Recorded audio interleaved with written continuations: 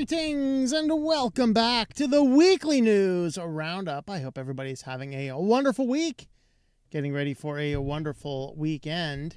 Looks like I have something going on with my green screen there. Let me fix that. There we are. That looks a little bit better.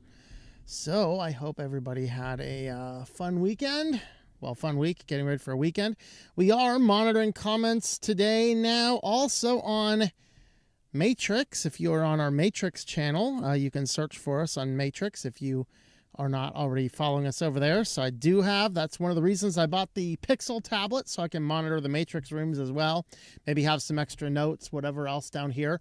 I'll think about it. Of course, we are going to be, I've been talking a little bit with the supporters about a few changes we're going to do to the weekly news roundup that I hope will make it a lot better. So we will talk a little bit more about that later, and I'm hoping to roll that out sometime this summer. I'm not setting a solid date yet.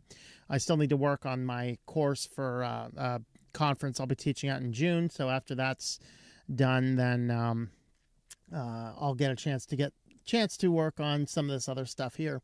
But anyway, I hope everybody is doing well. One of the things that you have noticed already, we are not privating these streams, and so this will give us the ability to basically, if you want to still continue to watch the full show, you can.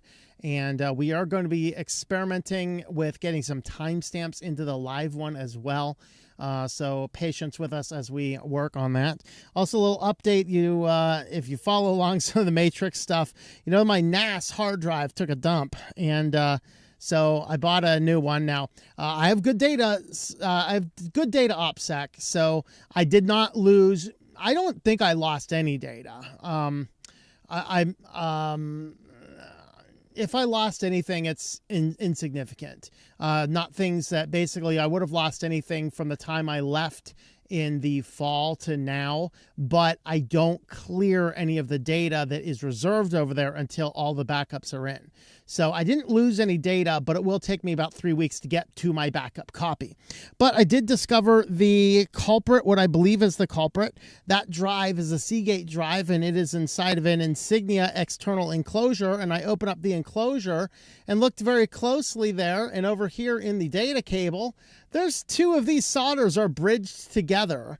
I have a sneaky suspicion that this is what is caused the failure. So I'm glad I noticed that, so I don't put another hard drive in that Insignia thing. I will be tossing that boy very soon because I believe it is compromised and could very well kill a drive. I do have a new drive. I just need to get it all set up, so I'll probably do a video about getting that fixed, although it won't be out until I get the actual data out. I'll probably record the first half of it soon here, and then later. We also picked up a brand new toy I'll be installing Linux on later on. But again, that's going to have to wait. Not going to talk much about it. The Pixel tablet is going awesome. If you guys didn't catch the video, I bought a Pixel tablet. We installed Graphene OS on it. I will get a full review of that up soon. And so you can go ahead and follow along with that type of stuff as well. I mean, the more I use the graphene stuff, the more I like it. So it's pretty good. So I have the Matrix comments up over there. Anyway, we will jump in on the Tubi comments here. 27 watching on Tubi's. Night of Light, greetings to you. Hello, Ivan. Neil Thompson, greetings. Get ready for today's sermon. Last week, Beast Mark Technology. This week, talking to the all-seeing, all-hearing entity. That and Seminole leaks. We had fun with that article last night, I'll tell you, but we decided to go as family friendly as possible on this one. Yes, one of our featured articles, a sperm bank leaked. Ew! Oh God. So, we can probably get into some form of abstinence sermon there if we wanted to. I don't know. Anyway. Got myself a new lap desk chilling on the couch tonight. Very good, man. Awesome. Let's see. Built-in mouse pad and wrist rest. That's pretty cool. That's neat. Did you see Ben's rant on the Linux community? Which Ben are you talking about? Let's see. You made some of the homemade kimchi. Had some reddish stuff left over. Oh, very nice. Very cool.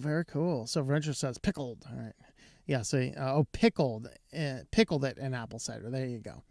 All right, let's see. Kitties in space. That's right. News at 11, right? Let's see. Decided to make it at home since used to go through 47 ounces store-bought, or 4 7-ounce store-bought jars a week. So I was just seeing if it was cheaper to make than to buy. Probably better for you too if you make it, honestly. Storm of West Bend. No, I didn't see it. Let's see. Fresh Vintage is here. We are still in Fresh Vintage's house. We'll be leaving early tomorrow morning. Making my way, hopefully, into West Virginia. Hopefully it's not too frozen over there. It was pretty cold there today. Then I'll be making my way up north. Ooh, hold on. There's a person that lives over in West. I don't know if I have time. I don't know. Anyway, yeah, I'm traveling through the West Virginia, Pennsylvania areas over the next couple of days. Anyway. Let's see. Clock will be rolling. Yep, timestamps sound really nice. Like that, I can skip ahead. Yeah, I guess the question is we need to know when to actually start the timestamps, and what I might do is I can see if I can edit out the first part of the video to put my 0 mark at the start of the timestamps. Otherwise, I need to edit them a little bit. But we'll figure it out. That's what we're going to be trying to do over the course of the next couple of weeks as we plan what we're going to do. Chowing down on tomatoes, beef over brown rice. Walmart's on brand seems a little bit higher. Yeah, the on brand is not horrible. Not the best, but not horrible. You Switch Linux, we welcome you. Please subscribe and enjoy excellence in weekly news. That is right. On pretty much replaced all the parts I used to go to Radio Shack for. Yeah, I have a Pixel tablet with Graphene OS. Awesome, man. Very cool. I'm good, Devil God. How are you? Seems on pair with the old Realistic brand. Had steak with onions and peppers. Ooh, we had burritos at a really good Mexican place. It was nice. Pixel tablet is awesome. That's right. We're back. Going to grab fries out of the air fryer. Nice. Ben Storm ran is rather interesting. He brought up the idea of standardization and pointed out there's a reason we ran from Windows to begin with. Yeah, I mean... I don't like the idea of standardization. I think that the big challenge with standardization is you're going to have to step on somebody's toes. Now, I do not like how many distros we have, but I don't want to see us go down to making one distro. Food, y'all are making me hungry. I am not hungry at all. In fact, I usually have some snacks Friday night. I'm pretty sure I'm going to forebode the snacks tonight. I will drink my seltzer water and be happy with that because I am so full. And I didn't even want to have Mexican this week, but the burrito was there. The Mexican restaurant looked amazing. Oh, it was good. The problem is the week before I got here, I ate Mexican like 4 or 5 days in a row.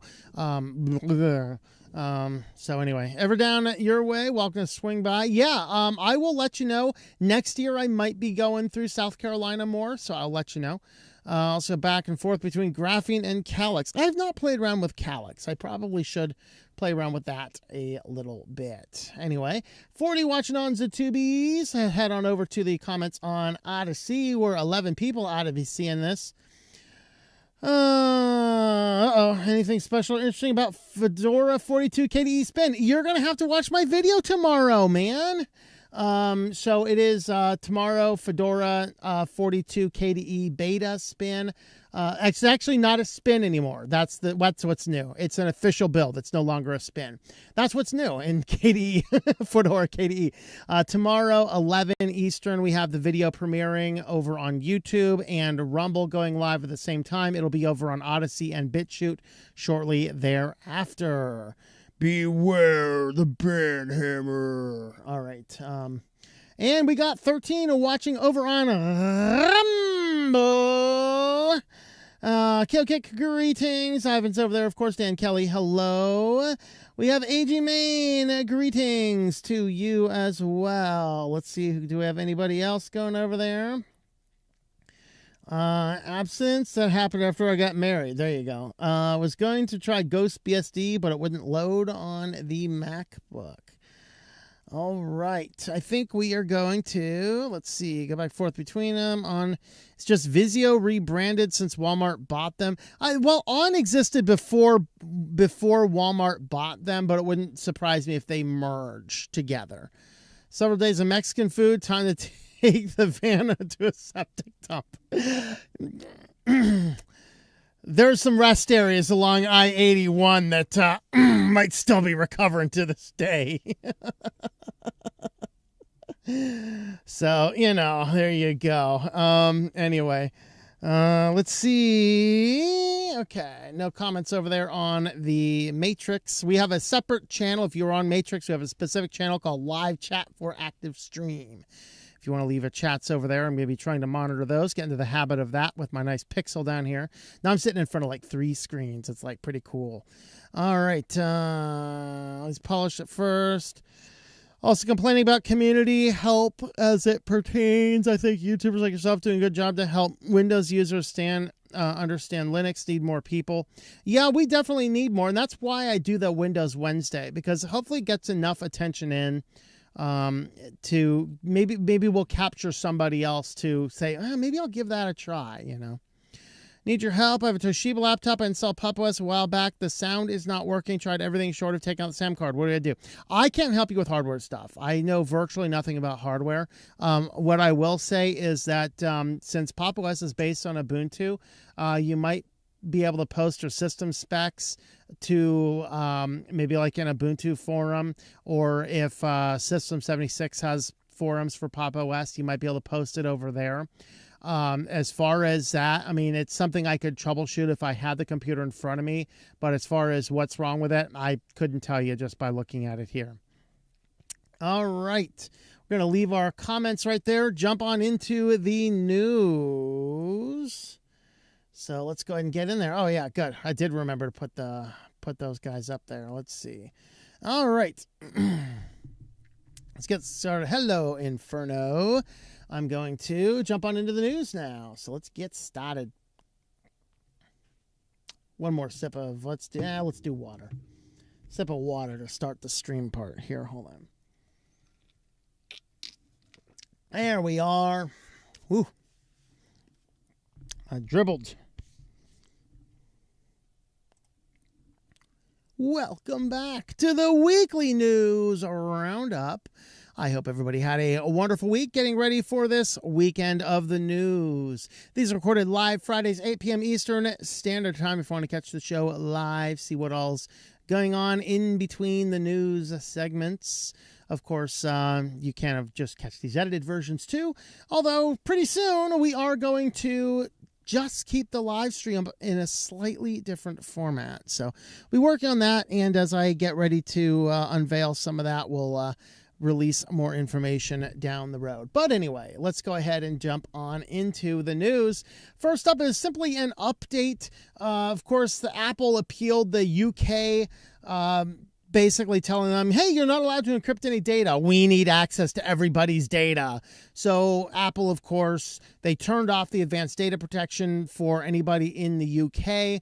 And then they were promptly sued by other people, like United States sued them under the Cloud Act, saying, hey, a American citizen residing in UK cannot be spied on by your government. So there's that challenge to it.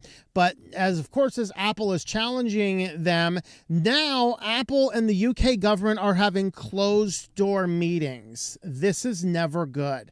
Remember, this happened when the government was trying to ban TikTok, and then TikTok and the CIA had or was it national security? Somebody had a closed door meeting, and all of a sudden the government no longer wanted to stop TikTok, and TikTok's okay to keep doing stuff. That makes me a little bit suspicious. Sounds to me like somebody's like, hey, you got a couple doors here. You got the silver, you got the gold, or you got the lead, man. Which one do you want? Which one do you want? And so Apple is engaging in backroom closed door deals with the UK, excluding all the media. Make of that what you want. It is a little terrifying, though. This was a neat little article from Malwarebytes, although it did not mention a few things that I thought should have been mentioned. So 1 in 10 people do nothing to stay secure and private on vacation. So what this really talked about is as people start getting ready for vacations, maybe it's spring break, maybe it's your summer vacation, sometimes it's your winter ski trip. Some people just get so focused on the vacation, whether that's the planning of it or the execution of it, that they forget all common sense in all realms of privacy. And so what they talked about here is 52% of people said they worry about being scammed while traveling. 40% admitted they worry about the kids or families sharing trip details online. Most people said they will act on these concerns. 63% will make sure their security software is up to date. 53% will back up their data. And 10% of people take no precautions whatsoever in protecting their privacy or security while on vacation. Now, this broke down into a number of different things without going through and reading line for line from the article. The first thing it broke down into is applications and services you're using. There are a ton of scam services out there online. And unfortunately, there are a ton of little travel agencies you've also never heard of. And so parsing out what is a legitimate versus non-legitimate agent is the one question. I say this because, I have a client that's a small travel agency. And, if you don't know any different, they're not a huge mega brand, you might think they could be scams. So what do? Well, you look for ways to contact them and see if you can do in person. If they have obviously, if they have a storefront somewhere, that's a benefit. Some of these do, some of these don't. But what do? You have to take a lot more precautions when you're doing things like this. They also mentioned down here, they only mentioned very, very briefly, the fact of, in fact, it was literally one sentence down. This is the only mention they had of public Wi-Fi, which was ridiculous. 41% of people do say they download or install a VPN to provide extra security when browsing on public Wi-Fi. Well, that's encouraging. That's probably the only positive thing that has come out of this big push for VPN affiliates that we see all over the place by people who know nothing about technology, and then they spout a bunch of nonsense that for those of us in the tech field look at and go, oh God, what are you doing? Because it's like, you cannot be tracked online. You do realize they don't track you with your IP address anymore, right? As soon as you're using your VPN and you're logging into your Google account, you are already de-anonymized and tracked around the internet because they track your device with your tracking cookies signed in. They do not track you by your IP address around the world, okay? It doesn't work that way. Stop. You non-techie people out there with YouTube channels pushing VPNs or affiliates, stop pushing that nonsense. It doesn't make any sense. Okay, now, security on a public Wi-Fi, amen. Good use of a VPN. Excellent. That is a good use of a VPN. Assuming, of course, you trust the VPN company with the data. Okay, there you have it. So they do mention that a little bit, but they don't mention taking any data backups. They don't mention the fact that if you're traveling and you don't have your computer and you have your phone and whoops, your phone goes dropping into the Pacific Ocean on your Caribbean cruise, you've just lost everything. And many people put so much stock in that, I might lose my credit cards. I'm just going to take my phone with me because I can always do that, pay with a credit card thing. And then your phone goes swimming with the fishies there, and you've lost everything. Now you're stranded in some foreign country on a Caribbean COVID cruise with no way to get home. That's a bad place to be, folks. All right. But anyway, what their recommendations, obviously turn on your security stuff, like update your software, make sure you have good 2FA. Consider a VPN for the times, because especially if you're traveling, you're likely to be on unknown Wi-Fi networks. It's good to have a VPN in that particular instance. Turn on your Find My features. This is a useful application of it. Not something I typically would recommend, but there are times for some of these services. And back up all of your data before you head out. So in case your phone does go swimming with the fishies, then you won't lose everything in your life. So that is some of what is going on. And with that, we are going to get into our chief article for today.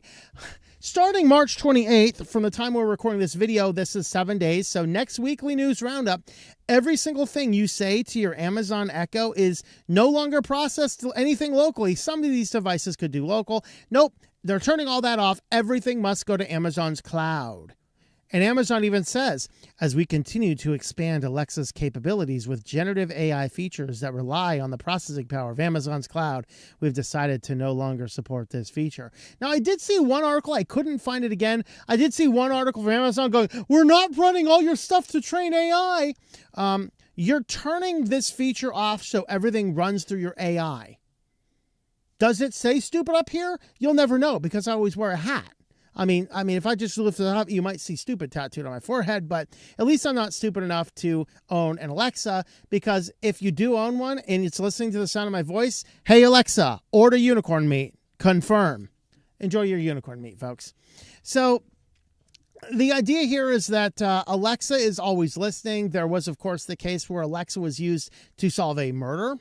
That's interesting. They tried to keep that one really quiet, but we all found out about it anyway. Alexas are always listening. They're like, well, they don't do anything until they hear the wake word. No, actually, that case where they used the data from the Echo device to solve a murder, there was no wake word said. The Alexa recorded somebody dying in a bathtub. Okay. No wake word said. He was like, Alexa, call the police. Alexa, order unicorn meat. You know, he wasn't doing that kind of stuff, guys. It is constantly listening. And now they're turning off on some of these devices where you could process everything locally instead of on the cloud. They're turning that feature off on all of those devices inside of 1 week. And everything your device hears goes to Amazon servers. People, take these things out and practice your baseball with them. Please stop giving Amazon all of this crap. So there is our feature story. Next, we're going to jump on over to security news next. And first up, a warning over free online file converters to actually install malware. This was a funny one because a lot of these are like .doc to .pdf files. You know that even Microsoft Office now allows you to convert a doc file to a PDF file. But there's a lot of people who do not know that. And so a lot of people are going online and trying to find ways to convert one document file type to the other.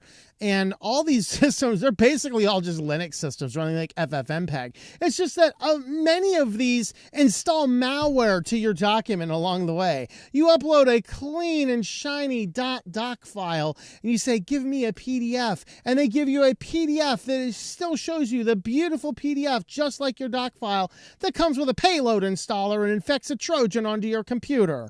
Somebody's gotten screwed here. It might have been the guys from the bank we'll talk about later on in the show. But anyway, a lot of these file converters, they do usually work, but they bring malware back because one of the best ways of distributing malware is embedding it inside of emailed Office documents. Well, if you upload a document and you're expecting that file and you open it up, you just infect yourself. You became a much greater target. And so a lot of these new file converting applications are coming up online.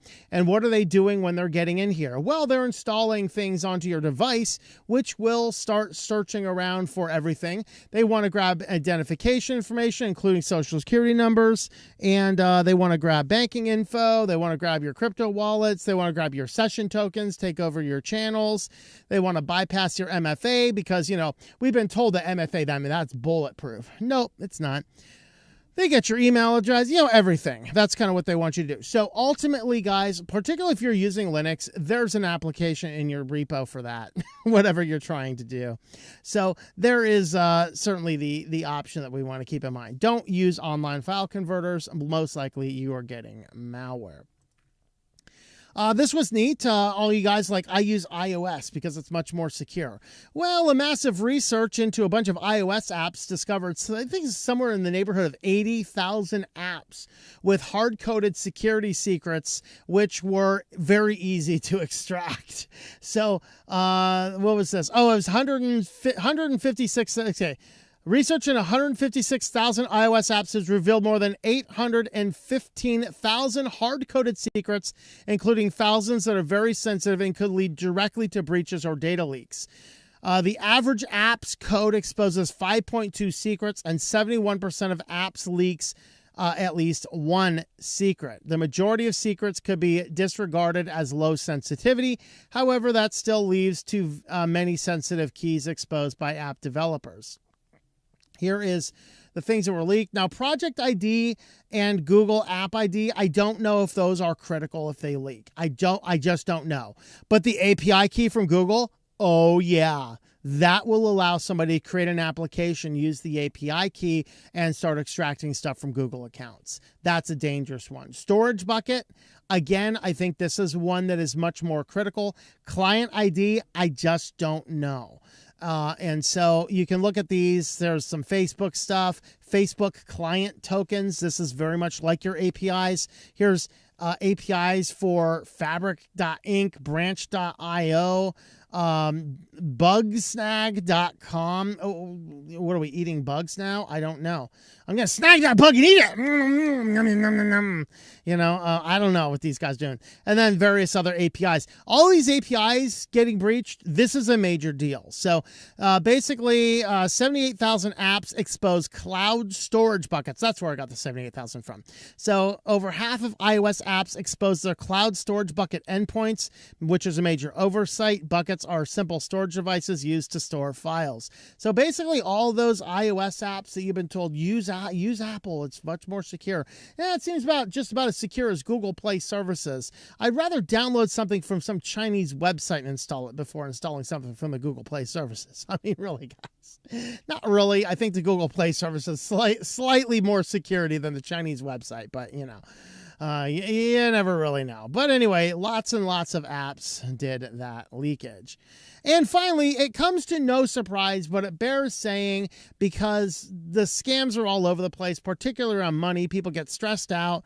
You know, this is the time of year people get tax refunds, and so they go blow all their money, and they blow a little bit too much, and then they go further in debt later on rather than properly planning. And so they look around for solutions, and they get on the internet, and here is the free money trap. How scammers exploit financial anxiety. All right. Easy to do, you know. And so they're saying, they're calling it subsidy programs, government grants, relief cards. The schemes all share the same underlying goal: manipulate people into giving away their personal information or their cash. So unlock your $6,400 of essential subsidy now. We need to read one of these and call it "Get Your Trump Bucks Now." Essential subsidy now. Urgent for residents. Claim your $6,400 essential support subsidy in just 3 days. Click I want my card. Only 37 slots available. Act now, guys. There's only 37 of these left, folks. We all need to get it, guys. So here's some good claims. $6,400 subsidy to pay groceries, rent, or gas. 3 days left. Claim your government benefit. 482 spots remaining. Act now. There you go. And then they have fabricated social media proof. No, Mary T. Pritz doesn't live in Salisbury, Texas, and did not qualify 17 seconds ago. Floyd Mills, a secret member of Pink Floyd, you know, from L.A., just received his subsidy. I'm sure he did. Thousands of Americans are getting financial relief. Why not you? Because you're not a retard. There you go. So here's the type of stuff you might enter. Claim your subsidy now. Just provide your bank details. Great. I'm going to give these scammers my bank details so they send me $6,400. Oh, boy. Here we go. After submitting information, users are prompted to allow notifications to receive updates on their application. In reality, enabling notifications results in a flood of unwanted ads and malicious content. Potentially exposing users to phishing attempts and other harmful software. There you go, folks. Watch out to that one there. We had some red flags to watch out for. Vague, unverified claims, no contact information, unrealistic promises, pressuring users to act quickly. There you go. How to protect yourself from money scams. Don't be a moron. There you go. Here's how we can break it down. But yes, educate others. This one's one probably more targeting, obviously targeting people with lower incomes or higher tech debt burdens. Maybe it's targeting those people who are door dashing into debt, which we will talk about in our Sillyville today. Stick around for it, guys. It is a great show tonight. I'm telling you.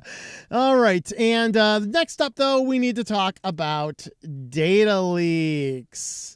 So first up in data leaks, some woke wacko just published the names, addresses, and phone numbers of Tesla owners because, of course. Now, before you're getting all ragey, before your head explodes from Elon derangement syndrome, I am not getting political in this one at all. I want to point out a very valuable thing because All of these conservative sites are talking about this. All of the conservative sites are talking about all of the people who are attacking, assaulting Tesla vehicles, Tesla owners, Tesla dealerships, which all is wrong. Every person who, like, think of the brainlessness of this. I'm going to attack this random person because I don't like the guy who's the CEO of the company that built the car.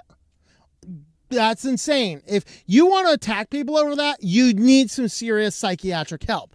I don't care about any of that. For the purpose of this video and the purpose of this channel, I have one fundamental question that nobody seems to be asking. Who acquired a database of every person who owns a Tesla? This is names, addresses, and phone numbers. Is this an inside job from Tesla? Is this some left-leaning person? And clearly this is a left-leaning attack. Is this a left-leaning person inside of Tesla who scraped the data? Is there some central database that they're getting this from?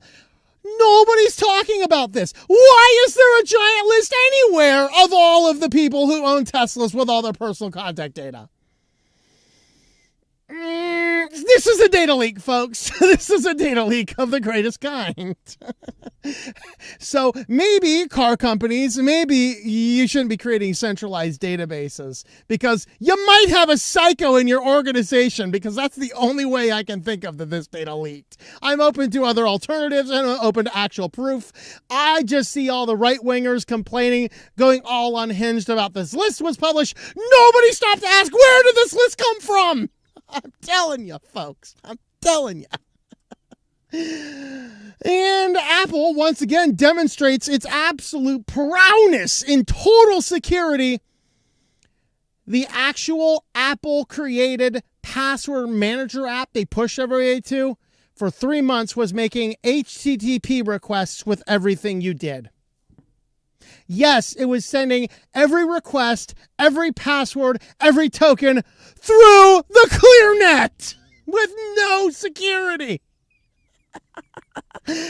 I'll stick with my KeyPass XC. Thank you, KeyPass XC, for creating a wonderful and an amazing application. God.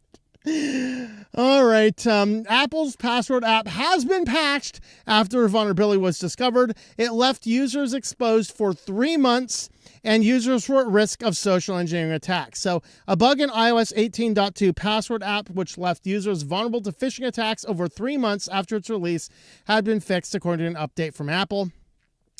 It was discovered after security researchers at MISC noticed their device's app privacy report showed the password app had contacted 130 different websites over an insecure HTTP traffic. The app used the HTTP protocol instead of the more secure HTTPS when opening links and downloading app icons. Upon further investigation, researchers found the app also defaulted to opening password reset pages with the unencrypted protocol, and this left users vulnerable to an attacker. Privileged network access could intercept HTTP requests. So there you have it, guys. Yikes. Oh boy. Oh boy. Are we ready for the data leak, guys? Let the jokes roll in the comments, folks.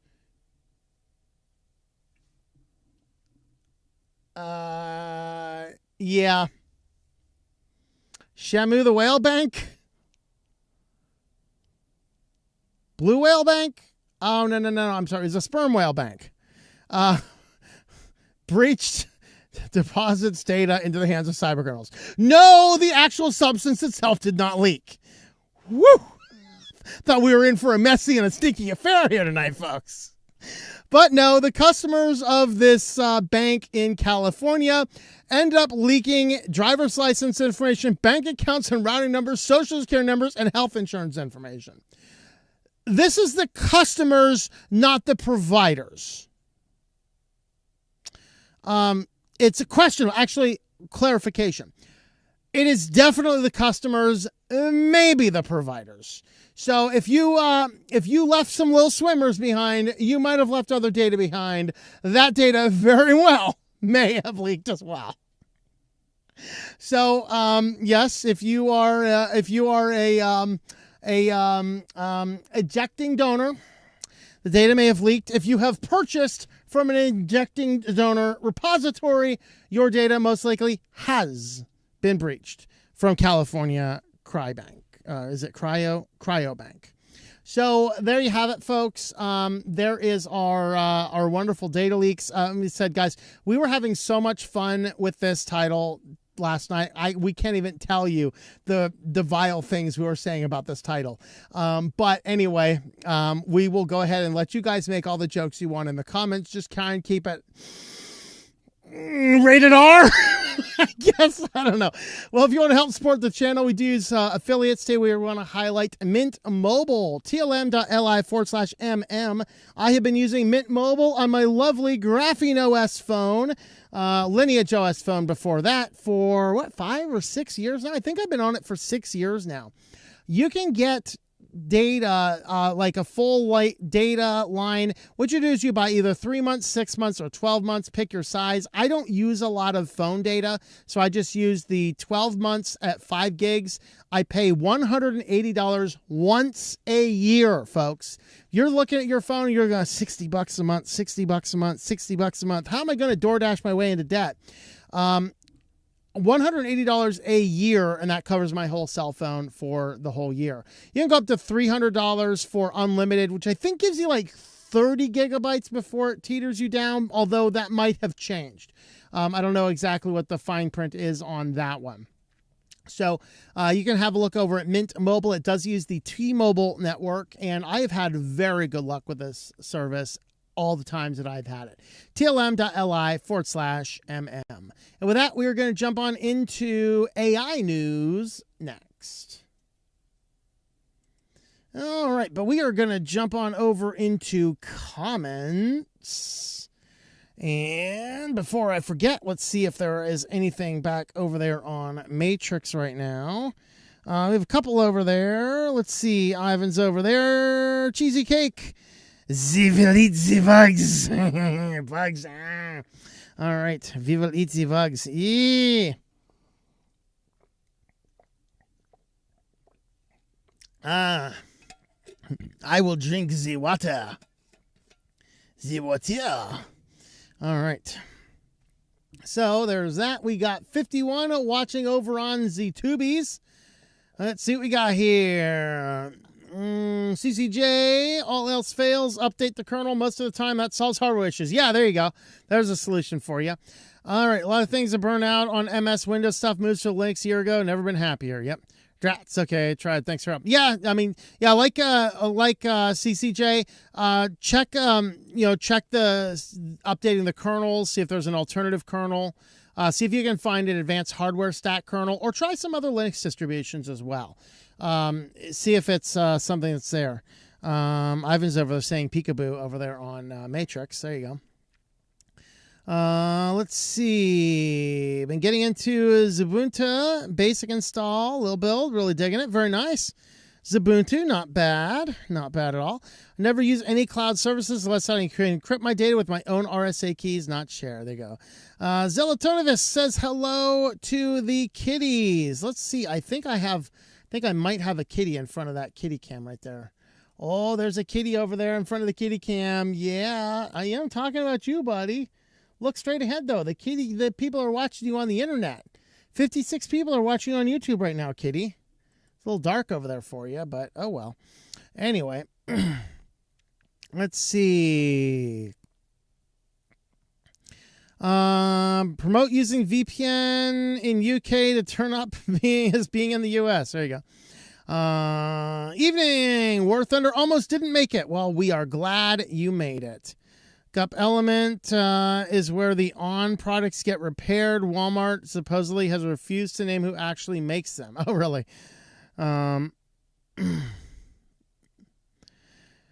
Mark's on. Greetings, Mark. Only reason I'm thinking of using a VPN is region locking content. Yeah, region locking content is a viable solution, albeit it could violate the TOS. And it's not going to help you from what Plex is about to do. We'll talk about that. I do use Proton's VPN on public Wi-Fi if and when I can. There you go. In today's world, parts just don't always line up with the manufacturer. Just look at cars. You want a funny example of that one? The Ram ProMasters, my van, these used to be made by Mercedes, and now they're made by Ram. The battery on this, the positive terminal is in English units, and the negative battery terminal is in metric units. They're not even the same size. Oh boy. Oh boy. Okay, Alexa, order 4-inch tungsten cube. Confirm. There you go. So I love Linux, privacy built in, no AI stealing your data. Amen to that. Only records commands, has to listen to everything, analyze if it's a command or not. I swear Arch is a pain to get things like a printer to work in lately. Had to boot Debian to print. Really? It's interesting. I've actually, now I guess the question is have you set up, because Arch by default does not set up print services. You'd have to set that up yourself or install it. But I've never had any problems. I just used Endeavor OS has a tool. I just said, yeah, turn on print services, and I actually just plug printers in and they work. So I have no relation to that, unfortunately. Caribbean in the Atlantic, not the Pacific. Yes, thank you. Yes, I kind of do that, but I was just kind of making up words as I was going. But thank you for that correction. Absolutely. Major can be a pain to get some printers working. Found Sol's much easier to get printers working. Talking about doc files, it reminds me about the Lunduke video with the promoting. Yeah. Who was it? Was it Open Source Foundation? One of the big organizations is using, I thought they were using Google Docs, not Office Docs. Maybe it was Office, though. Yeah, Epson offers .deb to make it painless, of course, if you're using a Debian-based system. Cups before that, little issue last year, used to work just fine on Arch. I guess I haven't tried to print for a while, but you know. LibreOffice offers to save documents in many possible formats. Very cool like that. Yep. His brother laser printer and would have put the IP address in manual every time. Solus just finds it. Work, I have an older HP all-in-one printer. Works, pays for the ink, so I don't care. On the Manjaro GNOME software, it crashes, but works on Solus Budgie. All right. LMDE and Debian 12 have no problem with the brother printers. Yep. Also, MX Linux. I'm pretty sure MX Linux will print from every printer you ever throw at it. He does something weird and magical. There is black magic going on inside of MX Linux to make stuff work. I can't figure it out, but but it's a great distro. All right, currently Debian is the best with all the hardware. Let's see. Starting to hear the guy who used to appear in those free money ads from the 90s government commercials. Yeah. Solus handles printers too. I thought it was just the keyboards and mice. Yeah, I don't know. No, he's Solus the distribution, not Solus the. I think you're thinking of Solaire. I think Solaire is an application on Linux to use the Logitech unifying mice. He's talking about the Solus Linux distribution. All right, LMDE is what I put my mom on. Never really had to update the laptop. There you go.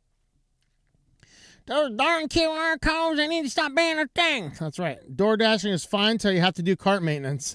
Door dashing is fine until you have to finance your cheeseburger. You know, I joked about that last week. I had to speak it into existence. Stay tuned for the Sillyville, folks. Let's see. Decided to ditch Cash App until they get a clue and lose their QR codes. Yep. Question is, if your dealerships are getting firebombed, where is the security and why hasn't Elon beefed up on that security? Because it's all being firebombed in places that if a security guard defends property, the security guard goes to jail and the vandalist goes home to burn something down tomorrow. That's why.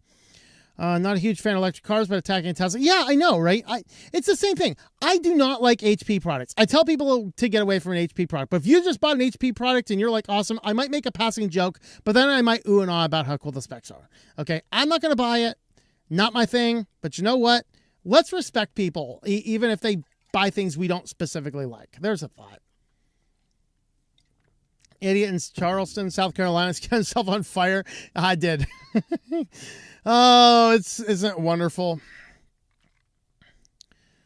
All right, not to be a conspiracy theorist, but electric cars on the way out. Why not burn down your lots to blame it on the wackos? There's a conspiracy theory. There you go. Vandals and the hacker, whether politically motivated or whatever other reason, has committed a crime. Yeah, they need to go to jail for a long time. Still in Windows? How dare you, Mike? No, that's okay. Okay.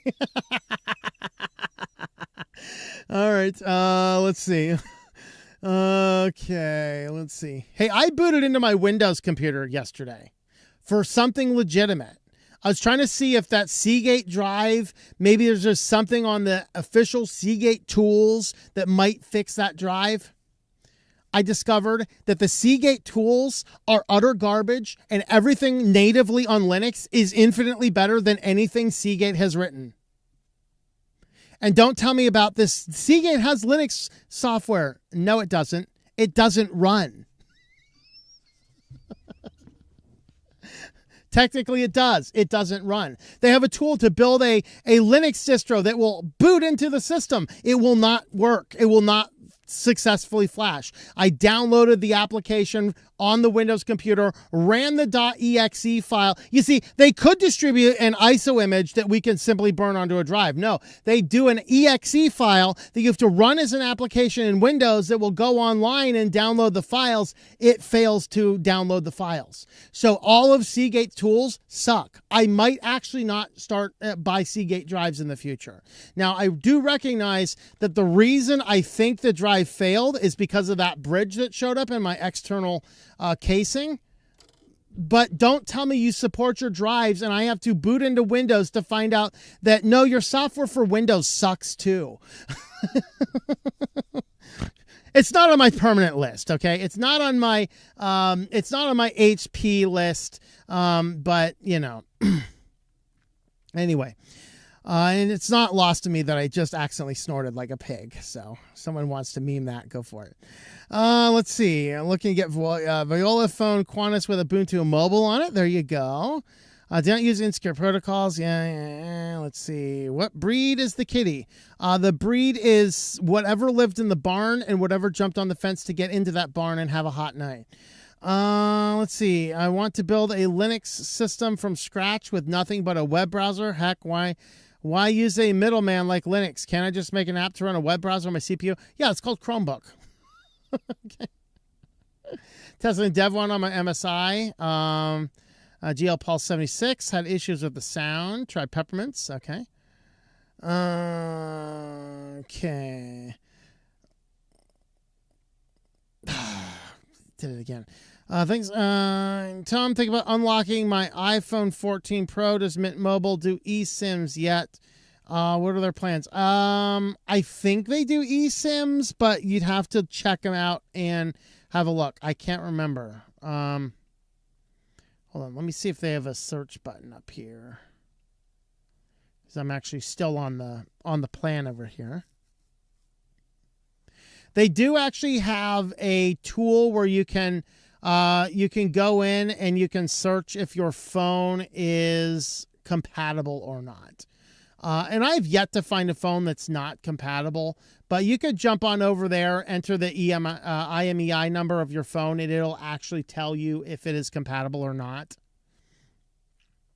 Covered smoke alarms are collecting user data now. Has found out a smoke alarm has a SIM card. Really? Does it beep constantly in the background? Mint Mobile offers eSIMs. Okay, so yeah, you can do eSIMs according to Proud Loser. So Linux going to add any AI. So a couple distros have been toying with a little bit. Deepin OS out of China has an AI assistant that you have to set up. There's a number of AI apps you can install. But there's no mainstream ones I know of that are putting AI in yet. It wouldn't surprise me if some do, but because Linux has so many different people of so many different choices, and a lot of the people developing these distros just are not on board with AI. So to say every Linux would have AI would be false. But I don't know. Seagate 3 drives deadly over the past year. Yeah. So we need to disable stuff and never use QR code. Remember when rodeo burgers from Burger King was $1? You get 10 every visit. Yeah. This can still work. It only be a private account that would be adequate. Apparently, Cash App is at least part open source.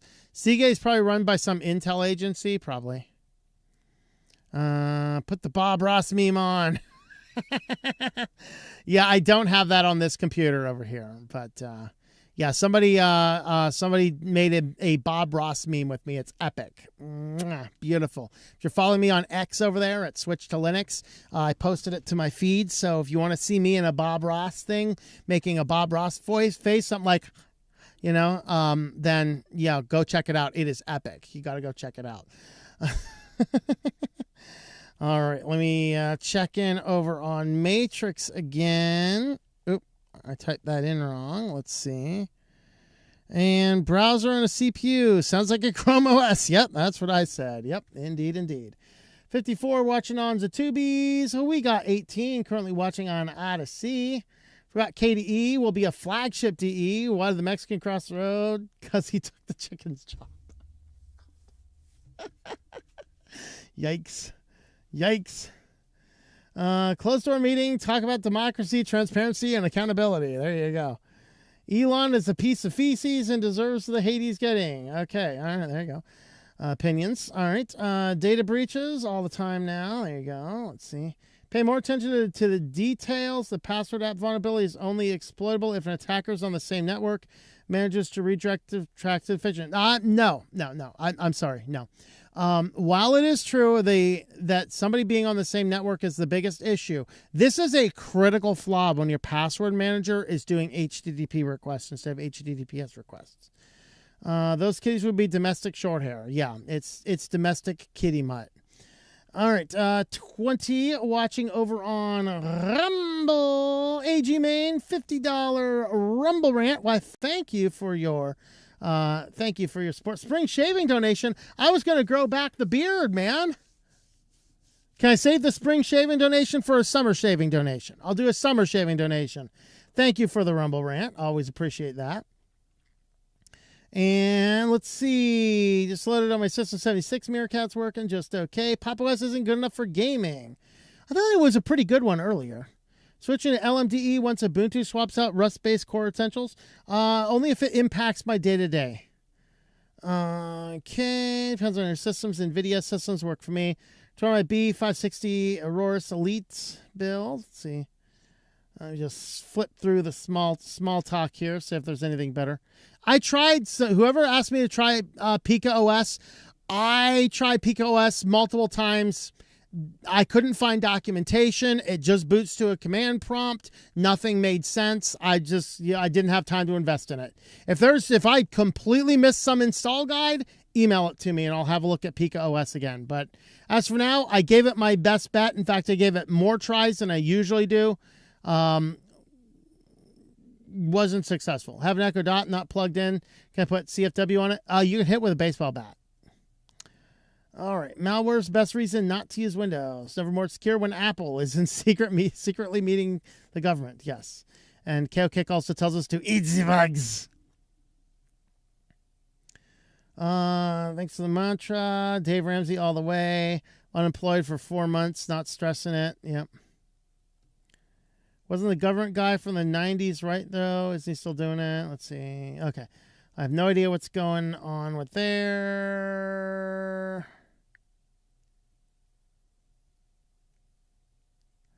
Just flip through, see if there's anything there, and then we're going to jump on back. $400 a month on Verizon? Lordy. Cat needs prime lighting. There you go. Yeah. Cat should be the thumbnail. Cat should be the green screen main. Who wants to see this guy? I know, right? I mean, I could always just do that. There you go. Let me do this. One more. There you go. All right. How much will you give me for shaving? I have a lot more to get rid of. There you go. Printers are a nightmare almost always. Just facial hair, please. Sponsored by Manscaped. When I see Manscaped sponsorships, I usually close the video. No.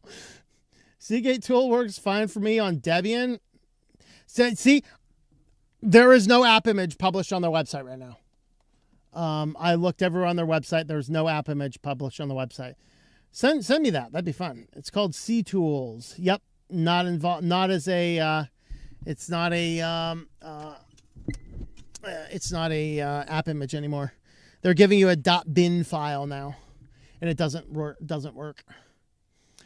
All right. Let's go ahead and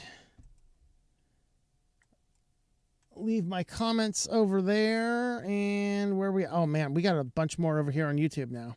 Okay, we're just going to stop there though, and we're going to finish up the news section, and then we will see about feeding this beast. What's up, kitty?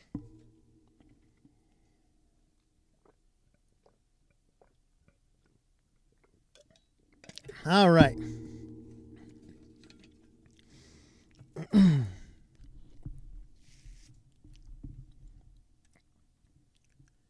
First up in AI news, people are using Google's new AI model to remove watermarks from images. There you go. There's another fun application for AI that we have encountered. So let me go ahead and add some privacy browser stuff, see if things show up here. So yeah, people are grabbing these images that are watermarked and then, hey, removing the watermark. I'd have to click into X to see that. Here's one with watermarked Getty image. Here's the AI being used to remove the Getty images watermark. So now this is yet another reason. I know we're going to get the regular amount of people going, yeah, you should abolish all this copyright stuff. No, I disagree. We need to have, I think first and foremost, copyright needs to be tied to a person, not a company. The copyright should outlast the life of the person who created it. If you are going to tie it to a company, it has to be something crazy draconian. Like you got maybe 5, maybe 10 years to monetize it. But also, if it ever gets to the point where you don't support it anymore, it's immediately public domain. Any software you don't support, the code goes immediately public domain. Like make it painful for them to stop monetizing things, but also make things legal to be used after a reasonable period of time if it is a corporate. But at the same time, this is a case where, yeah, we're like, Google comes in like, yeah, we didn't do that. So, of course, Google's representative had to come up. Using Google's generative AI tools to engage in copyright infringement is a violation of our terms of service. As with all experimental releases, we're monitoring closely and listening for developer feedback. Here's a thought, Google. Ban the people using it illegally. Oh. You see, the problem is that Google makes way too much money from people who use their products illegally. This is why most ads you find on Google right now are malvertising. Then despite Google's doing everything possible to kill your ad blocker from working, we should always be running ad blockers to make sure we're not getting annoyed by crap. So there is a little bit of that. Well, if that's not terrifying, how's this one? ChatGPT might soon be able to analyze your Google Drive files with no upload needed. Now, there was interesting speculation about this. The question is this all done locally with all of the data remaining local on your device, or is something else happening here? The article does not have details, so I'm going to present this a couple different ways. If okay, let's go the safe method. If you're using some tool, maybe you have a corporate environment and you want the AI to have access to your files, you have some local only access to ChatGPT, and that ChatGPT can go into your drive, analyze everything, and everything remains local, and your team can access the data from it. If it's doing that and everything is staying local, there is no problem with this. But the way I read the article, so clarification is definitely needing, there is API systems working called connectors, which is basically what was the way I understand this is that the company that wants to do this, they tie their Google Drive into ChatGPT with a connector, and the way they used to have to do things is manually upload every file they want analyzed by AI. Now, using the connector, ChatGPT can access anything on that drive that the connector is working with, And that way you don't have to upload anything specifically to ChatGPT, which is draconian. That's my understanding. Now, this is right now a testing thing, and it is in more of like a corporate environment thing. It's not like Google is giving all of the whole world's drives to ChatGPT, but this is the type of thing that they tend to do in limited releases before thinking about pushing everything onto the world. So would they go that far? I don't know. This is the same company that is arguing that we have to have a carve out in the fair use doctrines to allow AI to harvest data from copyrighted materials. This is that same company. So I don't know, man. I don't know which way it is. And read through the article several times, it is just not clear which one of those two ways. If this is all local, no problem. The way it sounds, it doesn't sound like everything is local. It sounds like everything goes up and out to the cloud. Now let's move on over to business news next. And first up in business news, Roku now starts auto-playing ads before loading the home screen. That's so wonderful. Every time you turn on your TV, before your TV can even get to that home screen, you get an ad. Oh, God. I advocate for the ad-free life, folks. I advocate for the ad-free life. We need to have a way to get through life without constantly being bombarded by ads. But you can't even go into a store anymore and buy a television that doesn't have smart crap built into it. And yeah, well, just don't put it on the internet. No. What happened to simply having a little circuit board with an HDMI port in it? You say, well, I'm just going to start getting monitors. Did you guys see the news a couple weeks ago? We covered it. They're starting to make smart monitors now, too. That's right. So, I don't know. We're going to have to go to we'll have to soon go to the dollar store to pick up our monitors and TVs, right? Because the dollar store will sell the old ones that nobody wants. Anyway, those dumb TVs. That's where we're going to be going. It's going to be like the secret place to go find a dumb TV. Dollar General is going to be it, you know. Anyway, but yeah, they are starting to roll this out. It's only on select devices, so not everybody has seen it yet. They're kind of testing it, rolling it out. But this guy says, I just turned on my Roku and got an ad for a movie before I even got to the regular Roku home screen. Multiple apparent users reported seeing an ad for the movie Moana 2. The ads have closed caption, but some users appear to have not seen it. Reach for comment. Roku spokesperson shared a company statement that confirms auto-playing ads are expected behavior, but not a permanent part of Roku OS currently. Instead, Roku claimed it was trying the ad capability out. But the representative said Roku's business has and will always require continuous testing and innovation across design, navigation, content, and our first-rate advertising products. First-rate? My stinky butt. All right? No. So, you know, recent tests, just the latest example. So, did you know that you were opting into a psychological experiment? Maybe we need to do a class action lawsuit suing Roku for a psychological experiment against everybody to see, hey, we're going to see what is the impact on people when we have these ads. That's called a psychological experiment. And in this country, you have to have a consent form from the person and full disclosure about everything going on. There's none of these behind the scenes. So you need to lock these people in jail. Same with Zuckerberg. Zuckerberg should be in jail right now. Facebook was using emotional manipulation to do actual science experiments with data being collected by actual researchers on the impacts of their platform on mental health, and nobody knew about it. Mark Zuckerberg should be in jail right now for that. Why isn't he?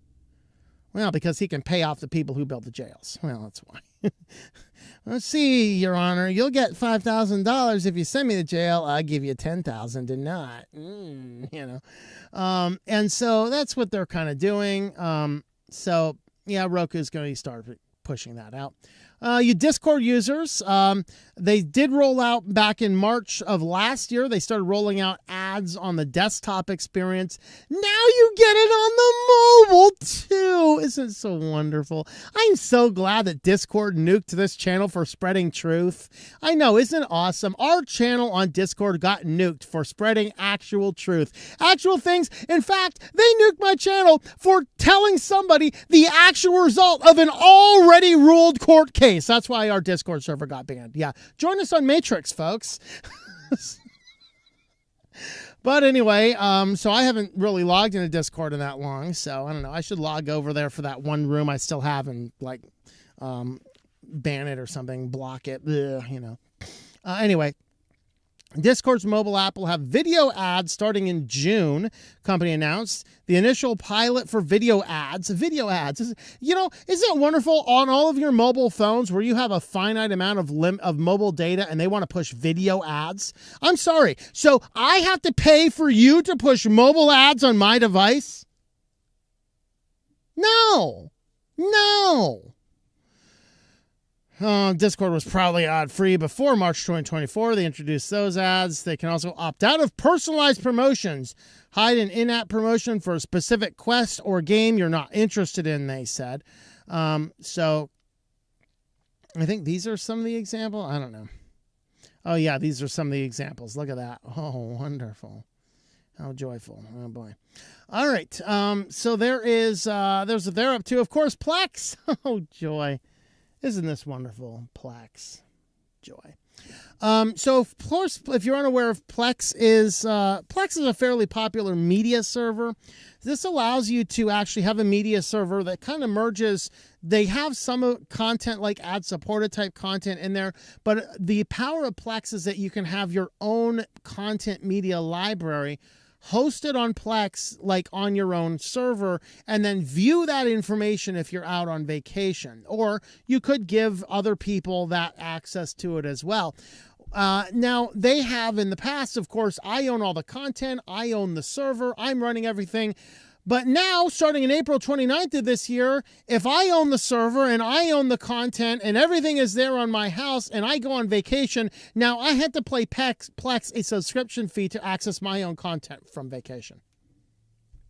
Yeah. I understand that Plex is trying to stay relevant and make money and things like that. They are doing some things like bringing on content. So you can load up Plex if you don't have your own content. You can load up Plex and watch stuff. I don't have a problem if they want to sell streaming services or even sell ads if it's all free. That's fine with me. I don't really care. Now, there was this Plex Pass, which allowed you to do to get more features inside of your system, more tools. You paid $7 a month or $70 per year, or a lifetime option. Let's see. Oh, that's what it will cost. It will cost $7 a month, $70 a year, or $250 for a lifetime. Currently, the lifetime is $120, the monthly is $5, and the annual is $40. Now, this is the first time they've raised prices in 10 years. So the good news about this is that they're not being totally crazy. And they also state, I don't actually have it on this one here, but if you go to their actual press release, they do make it very clear they do not collect data regarding what you own on your server or what you watch, your viewing habits, but they do collect other data and use other data in order to, guess what? Targeted marketing of you. So Plex is not necessarily a good company at this point in time.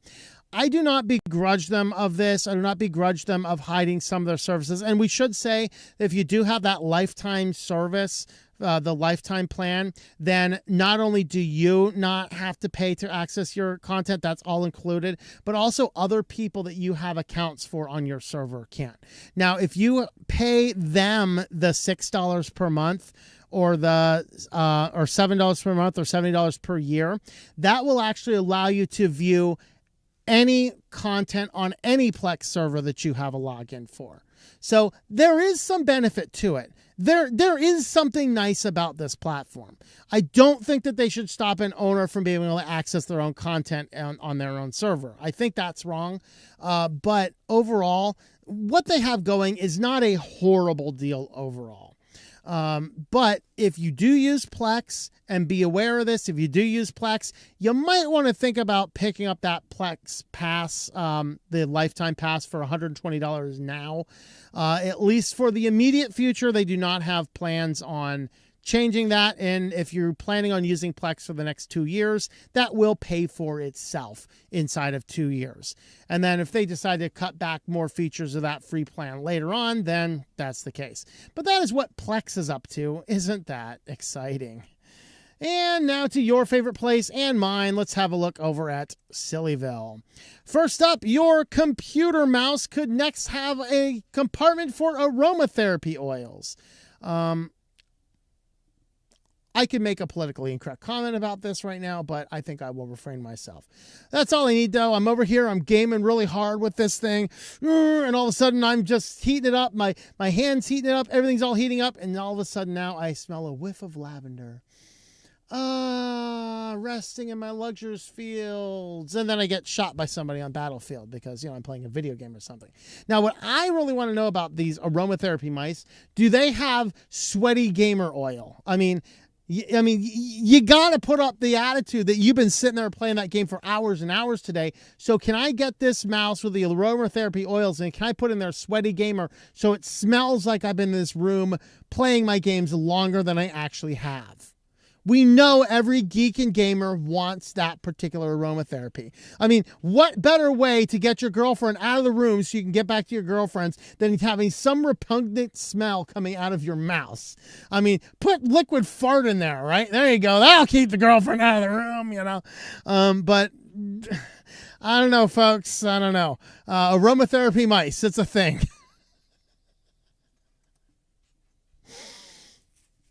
Well, chess.com wants a new name for the bishop. Come on, man. The bishop. It's this ancient this ancient religious figure.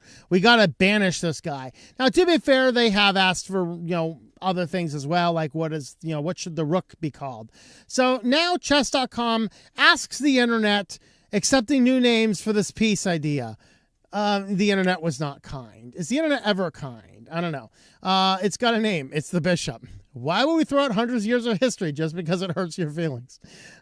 Christ's disciples, crusaders, New Jerusalem, bishops. All right. Let's see. Those are bishops. They have been referred to as bishops since the early Middle Ages and will continue to be called bishops. I'm a secularist atheist chess fan who thinks you should stuff your attempt to erase bishop up a bodily orifice of your choice. Some traditions should not be messed with, even if they have religious connotations. There you go. See, and he's even got the Illuminati triangle, so Eric S. Raymond is all on board with what he says. There you go. They have asked for opinions of this one as well, so it's not totally out. But please stop suggesting bishop. Silly name. Accepting new names. Yeah. So people are just telling him there you go. Rage bait successful, folks. Rage bait successful. Diagonal piecery. Science ship. Zoidberg hands. The one on the left is Bob. The one on the right is Francis. Upset guy. Here are my proposals. All right. From Lil Triangle, another Illuminati fan. The Witch, the Squirrel Tamer, the F-15C Eagle, not Bishop, the Pope, Bishop 2, the Reckoning, Imam, Priest, Unclean One, Truck Driver, Ostrich Cavalry, Toe Jam and Earl, Nimbitz Class Super Carrier, Viet Cong Spike Pit, Prison Guard, Escaped Prisoner, and there's more, but I'm not going to click over to see it. So there you go, folks. That is the name of the new piece. Next time you're playing, say, I'm going to move Bishop 2, the Reckoning. There you go, folks.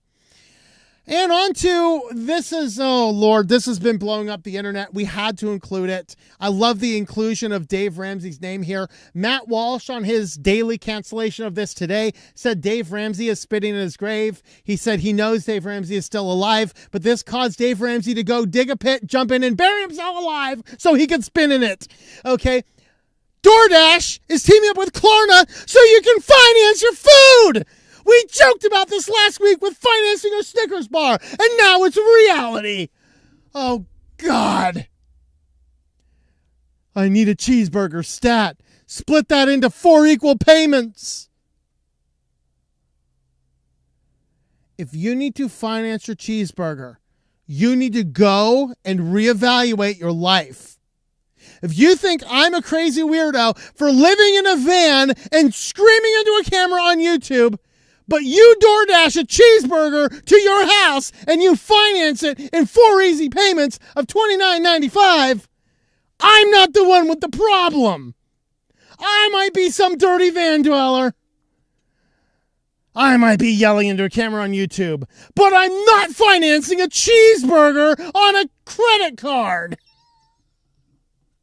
So Klarna is like a firm. It is a service that allows you to split up your product with, into easy payments. Of course, as long as you make all of your payments, there's no interest charged on it. So it's like, wow, how are they making their money? Well, you do get a significant fine if you don't make it on time, up to 25% of your order. So roughly 25% interest. But also remember, all of these apps that are forcing you to install them on your phone and integrate them with all these apps are doing is collecting your data, prepackaging it up, and selling it to data brokers, folks. And now they're going to sell it to like credit card companies, because I got news for you. If you are financing a cheeseburger, you have a taste for debt. And the credit card companies start salivating over you like you are the cheeseburger. Because if you got to put a cheeseburger on a payment plan, you are going to be their customer for life. Oh boy. DoorDash First BNPL Alliance gives users of restaurant delivery services a new way to pay for meals. Klarna said in a press release that DoorDash customers will be able to pay in full at checkout, split payments into 4 equal interest-free installments, or defer to dates that align conveniently with payday schedules. I'm going to take a payday loan on my cheeseburger.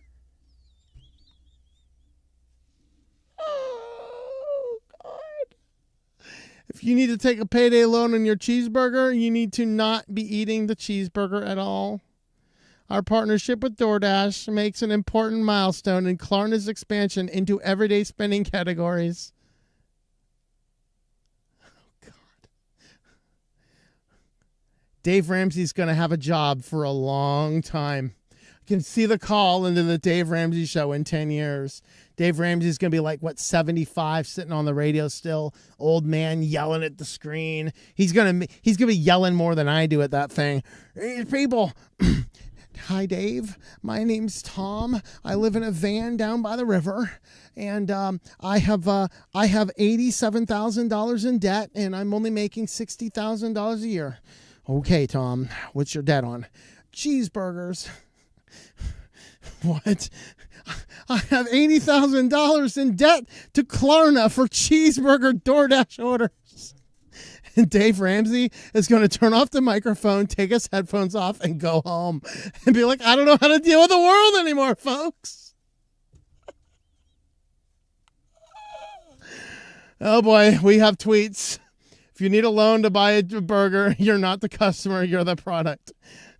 DoorDash debt collection outside your door because you missed your Chipotle payments. If you're paying for your DoorDash delivery in installments, you should not be ordering DoorDash. How fat and broke do you have to be to even do this? A recession feels imminent if we are splitting lunch into 4 smooth payments. Imagine making 4 payments on a combo and a drink. So broke, I'm setting up a payment plan for my McChicken. Some unsolicited, unprofessional financial advice. Never finance Papa John's Pizza. It isn't worth it. There you go, folks. Well, I hope that you guys all had as good enough as time as I had here. And if you want to help support the channel, we do have a locals page. switchedtolinux.locals.com. Have a look over there. You can jump in on our Thursday night calls. We might be trying to add, as I mentioned earlier, sometime this summer, I want to start adding maybe another call sometime midweek for the people that can't do Thursday nights. And we want to think about some other ways in there as well to thank you for helping support the channel. With that, guys, thank you all for watching and hope that you enjoy switching to Linux. Alrighty, guys. Now I'm dying to see the comments at this point in time. I might even be going into debt to get those comments. I need to DoorDash me a cheeseburger, put it on 4 easy, smooth payment plans. All right. Discovered smoke alarms are collecting data. I think we did that one. Okay. It looks like I got through a few things, but didn't mark where exactly I was. So let's see. Okay. Yeah, I didn't actually save a marker where I was. So there you go. Okay, let's see. Echo chambers are the cancer of the web. Yep. Me, dude. LMAO. There you go. All right. Hello, Brent. Greetings. I remember the old days when a laptop had a floppy drive and or a DVD drive, and devices that didn't have either were called a netbook. Eventually, removable media all became SD and thumb drives. There you go. IBM's Granite AI is going into Red Hat, so it might have been Fedora. Yeah, that's true. That is true. KeyPass XC for the passwords. There you go. Smoke alarm remotely monitoring is so the landlord can monitor for things in the air. If you can send me some information about that, Jason, I'd be interested. I would be disinclined to believe that. If I remember it, I will possibly look into that. That sounds very tinfoil hatty. I kind of want to believe that's true, but in that terrifying sort of way. But anyway. Never boot 2 bootable Linux USB flash drives with persistence on the same machine because you get data from the other hub persistence. Heart attack could happen. Uh-oh. I have a Linux Mint and Ubuntu on USBs. Love them both. Yep, there you go. Only thing that didn't work for me was Pika OS is jack audio. All right. Are those boogers? What? Let's see. Not discoverable and no one can request money. The only bug I will eat is crab. There you go. Sending money requires a PIN. I could be a voice for the voiceless here with Cash App. There you go. Sponsored by Manscaped. No. Yeah. If men were supposed to have smooth balls, God wouldn't have grown hair down there. Removing watermarks. That's so 2020. All right. I've never had lobster. Also haven't had crab in years either. My family used to get a whole box of them and eat them on summer cookouts. There you go. Removing watermarks could be a copyright violation. Yes. Also disable receiving money from third parties. I'm going to work on them like this and leave my TradeFi bank open just in case.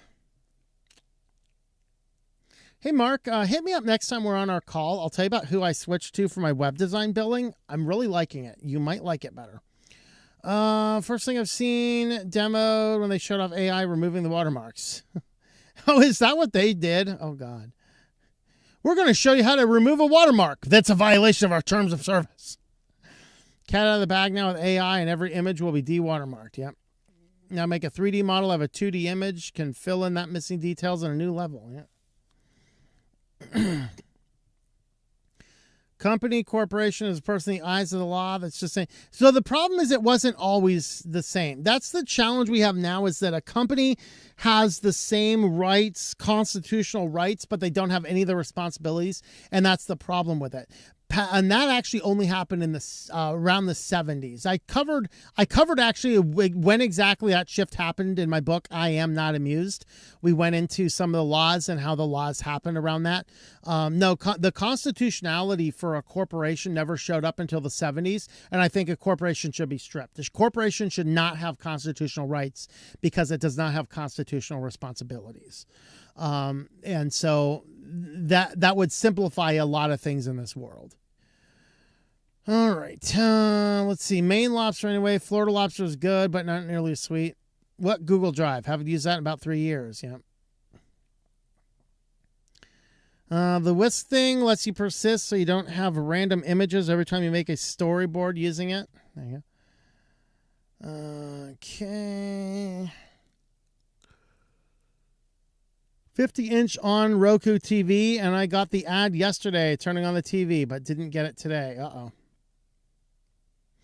Hello, Nelson Mitchell. Greetings. You just got here. All right. The dystopia deepens. So it'll back up the ad really fast. So luckily I haven't encountered Roku ads as of yet. All right. You know what? For the Roku ads and stuff, have you guys tried using NextDNS and using their ad filters and see if that works? You could set it up as a DNS resolver on your router and block all of the ads on the router level. I'd be curious to see if that would work. Use keyword on my Raspberry Pi. We,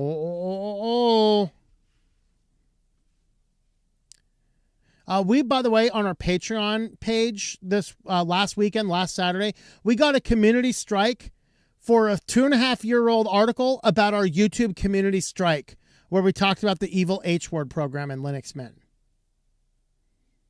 I sincerely laughed. So if my Patreon disappears sometime, that's probably why. I'm still kind of laughing about it. An article from a post on Patreon from 2022 just last Saturday got community struck for talking about an unjust community strike on YouTube for talking about an app on Linux Mint. That's actually why I promo locals today, not Patreon. It might be a while before I seriously promo Patreon. I don't know. I need to look into some other options, but kind of funny. Let's see. Discord. Disconnect the cord. There you go. Getting another Pixel phone to put Graphene OS on. My old one support disconnected. By the way, right now, I'm not sure if the sale's still going on. Target, right now, you can order them online. Pixel 8A's, $300.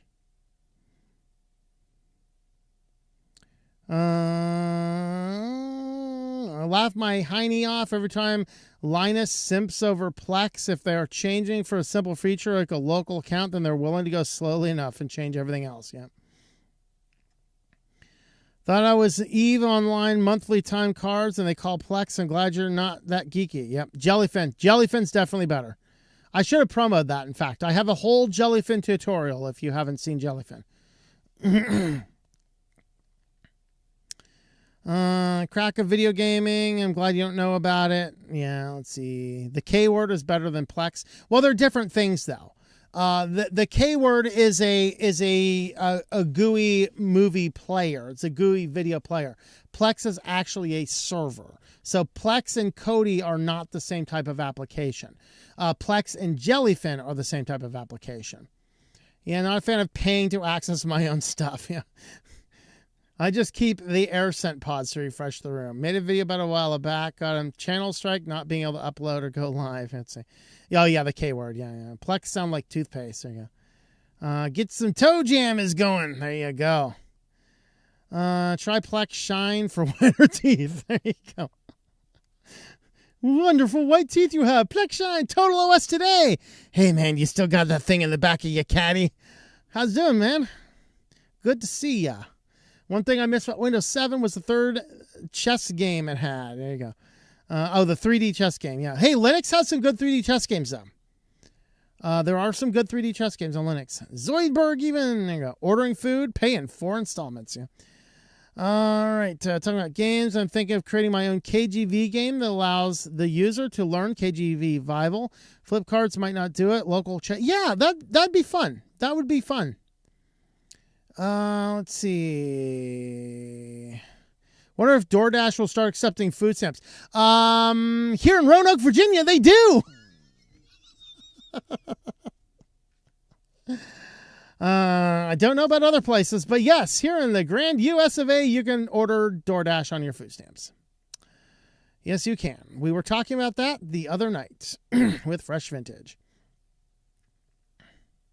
Fresh Vintage, if you're still there, maybe you can confirm. All right. Maybe there's a habitable planet with nothing but green pastures. You can land some cows and set up a farm and start a burger joint between 2 stars. So you go, right? Pretty soon you're going to have a guy with a dancing alien popping out of his chest, though, unfortunately. But, you know. Let's see. Pixel 7 use Pi-hole on the network. Let's see. I will ship KeyPass XC as a default in the future distro release. Any other suggestion would be nice. All right. Yeah, I haven't looked at your DVD in a while, so I'd like to, maybe I should have a look at it again real quick. Use the whisk tool to make the picture messed up. Let's see, with an alien planet science pic. All right. Okay. Linus Tech Tips at this point. Mostly background noise for me at Killwork. There you go. Space Drive. That's pretty cool. All right. Scrappy Yard videos. There you go. All right. 57 on Zatubies. We got over on Odyssey. We got 14 watching on Odyssey. Okay. AI will scan, see everything. Absolutely creepy stuff. Yep. Manscaped. More like Band-Aid. Sponsored by Manscaped. All right, 27 watching on Rumble. Let's see what we got here. Yay, Nintendo. Let's see. Mona ad on... Okay, so yeah, Ephesians 28 got the Mona ad on Roku. All right. Maybe Trump could pardon Zuckerberg and the judge would order him to prison. There you go, yeah. Jellyfin for the win. Jellybird, there you go. No wonder you're not a married man. There you go. Let's see. Gave him ideas, of course, you know. Poor you'll always have with you. That's right. Mitch Hedberg said, I want 3 easy payments on an uncomplicated e-payment. There you go. Bankrupt from DoorDash. Talk about hypnotics, yes.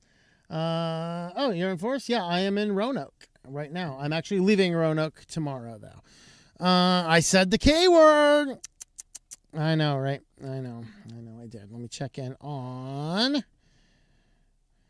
Matrix real quick here. See if there's anything over here. Hello, Matrix. We got a couple over there. Let's see.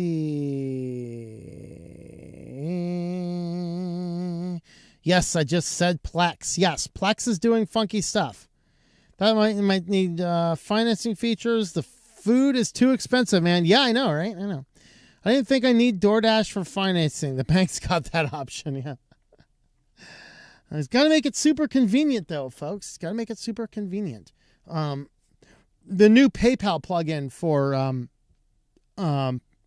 WooCommerce has the ability to do cash apps of firms and stuff like that. Very interesting. All right, let's go ahead and feed the beast, and then we will get out of here for the day. Hey, kitty, you want to get some kitty food? Do you want to get some kitty food, buddy? You want some kitty food? Oh, kitties, we're getting kitty treats. Come on, kitty. There's kitty treats. Kitty treats. Kitty treats. Kitty treats. Kitty treats. Kitty treats. Kitty treats. Kitty treats. Come on, kitty. Come on. Come on.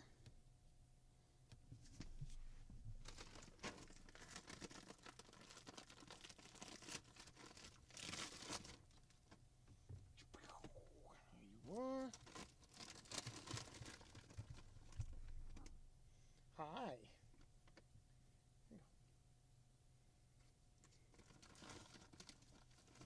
It's a feeding frenzy. Over here. Over here. Over here.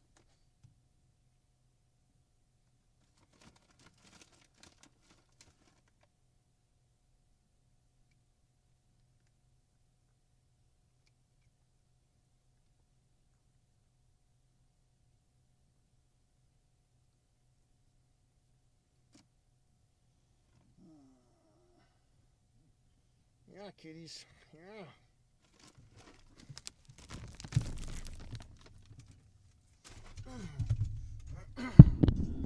All right, we have fed the beasts.